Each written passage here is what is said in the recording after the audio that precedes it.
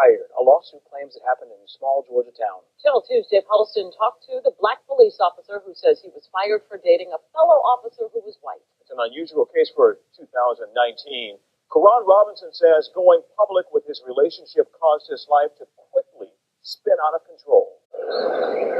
Extremely depressing. That was the lowest point I had ever been in my entire life. Ron Robinson says all he ever wanted was to be a drug cop. He got the chance in the small town of Darien, Georgia, near Savannah. So I jumped in at both feet. He quickly moved up the ranks, becoming a full-time drug investigator. He made a major drug bust. That was the best day of my life. But Karone says his life quickly fell apart when he and a white woman went public with their secret romance. It was one day, I'm the best thing since sliced bread, and the next day, I can't walk and chew bubblegum. Like, I can't do anything right.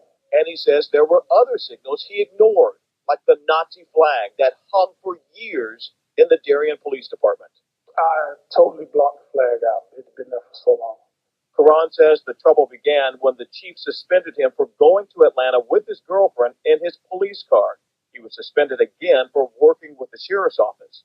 The chief demoted him to a patrol officer. Karone says he almost had a nervous breakdown. I'd go home, I'd cry, I'd be mad, I'd be depressed. A lieutenant told Karone that he and his girlfriend couldn't work off-duty security at this restaurant. He said the staff no longer felt comfortable around them. For me to let you know what it is, I mean, the chief wife worked there. During a deposition, the chief, in an unrelated incident, admitted to saying when he found out his own daughter was, quote, dating a black boy, I became so physically ill, I vomited. Child, listening to him talk, I'm so mad and I couldn't even get a job.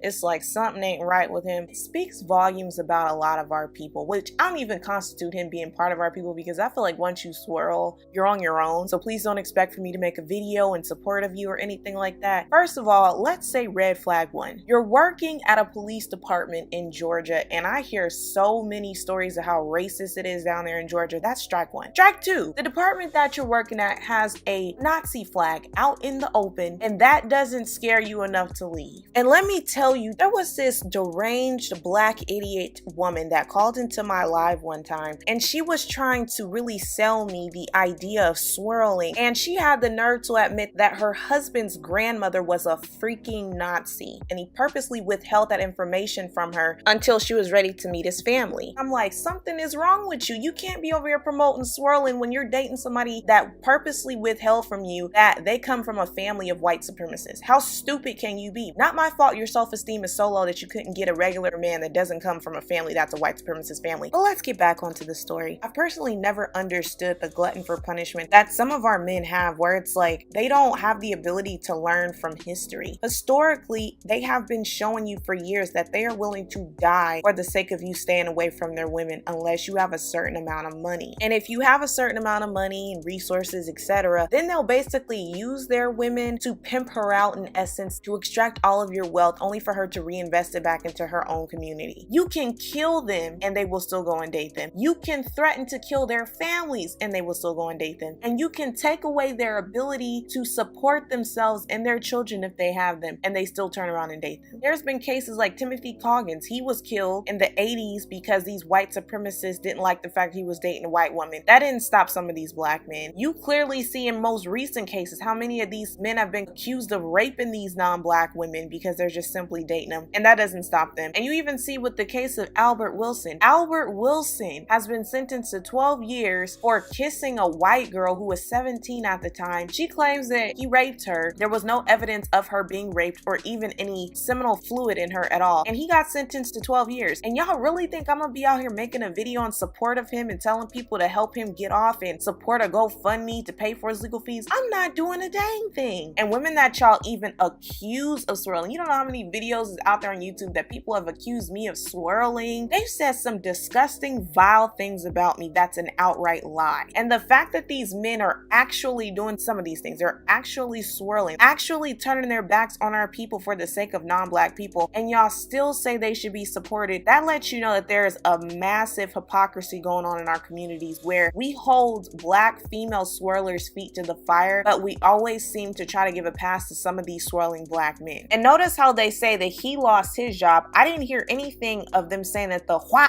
woman lost her job for dating him. And I didn't even hear the white woman speaking in solidarity of him and how this is wrong. What was irritating to me was to hear the black men say, well, you would think that this wouldn't happen in 2019. Racism has no time frame. This is why you still hear black people talking about racism going on and how it's impacting us, because you guys are still engaging in these racist acts. If you stop the bullcrap, you wouldn't hear a peep out of black people. But you guys are the main ones that are against interracial dating. You guys try to force it on us to be acceptant when realistically you're not accepting of it. You guys like to play these games where if it's a white person dating a black person of means, then you guys try to act like you're supportive. But in general, you don't really give a F about interracial dating, which is why you guys implemented so many miscegenation laws to where you made it illegal for them to be able to date outside their race. And the anti-miscegenation laws also made sure that marriage was completely out the question. And now you guys try to pretend as if you're okay with it because your birth rates are low and you need to procreate with black people to produce a biracial child so that you can instill in that biracial child to have white supremacist ideology in hopes that they will go ahead and marry a white person so that they will completely breed out the black genes. But realistically, y'all don't give a F about interracial dating, just as I don't care about it. And even as they stated with this whole police chief, he vomited at knowing his daughter was dating a black boy. You know that her father is a racist white supremacist and you still risk it dating her? A lot of y'all are out here dating these racist white supremacist females and y'all still risk it. You're right in the line of fire to have your life snatched in order for you to date these women, and you just don't give a F. You feel like it's worth the risk. So it's really interesting to me that this man has lost his job. He can't get hired nowhere else, and he still feels as if, oh, well, it's because I'm black. No, once you start swirling and dating outside of your race, I don't want to hear you holler no racism because you didn't see a problem with working at this racist police department, which was probably pulling over innocent black people and discriminating against them and covering up their murders and things like that. They're probably engaging in that, and you would be the type that would sit there and witness it and be okay with it, but you only find it to be a problem when they turn on you. I don't really care that he lost his job. I'm not supporting him with this lawsuit. Best thing he probably needs to do is move out the state because it sounds like they don't have no problem getting rid of him if need be. So anyways, you guys, let me know if you heard about this story. Let me know if you feel sympathy for him, if you're gonna support him. Please make sure you like, comment, subscribe, and share, and I'll talk to you guys in my next video. Bye!